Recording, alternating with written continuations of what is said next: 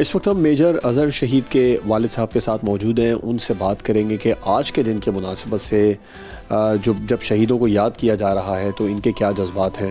आपका बहुत शुक्रिया सर वक्त देने के लिए। बड़ा दिन है आज, हर तरफ शोहदा को याद किया जा रहा है। आपने भी अपने लख्ते जिगर को खोया है और यकीनी तौर पर वो शहीद हैं और शहीद हमारे दरमियान ही मौजूद हैं।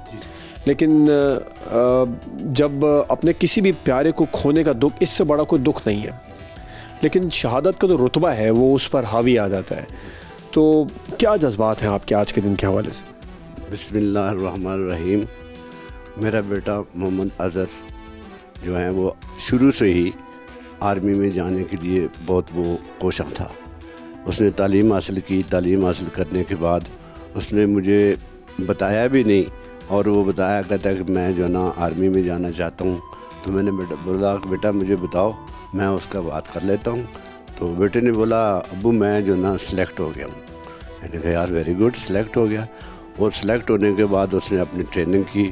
ट्रेनिंग करने के बाद उसको आर्मी में इतना इंटेलिजेंट था कि आर्मी ने उसको मिशन के लिए भेज दिया साउथ अफ्रीका में। वहाँ से जो है ना जब एज ए लेफ्टिनेंट था वो, वहाँ से आने के बाद उसने जो है ना ये वज़ीरिस्तान में भी की नौकरी। वहाँ भी उसने बहुत कारनामे अंजाम दिए। उसके अफसरों ने उसको बहुत जो है ना अप्रिशिएट किया। अप्रिशिएट करने के बाद फिर उसको जो है ना उसने पायलट के लिए अप्लाई किया। तो उसको गुजरांवाला पायलट स्कूल में उसको जो है ना जॉब मिल गई। उसमें फिर ट्रेनिंग करने के बाद वो ख़ुद जो है ना पायलट इंस्ट्रक्टर बन गए। उस वक्त वो मेजर थे।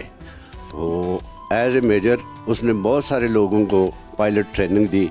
आखिर फरवरी में ट्रेनिंग देते हुए एक कैप्टन को ट्रेनिंग दे रहे थे तो जहाज़ जो है ना उनका वो क्रैश हो गया। उसके यहाँ से जब फ्लाई किया तो उसके इंजन बंद हो गए थे और उसको ग्लाइड करते करते दरिया सतलुज के डेल्टा में जहाज़ जो है ना क्रैश हो गया।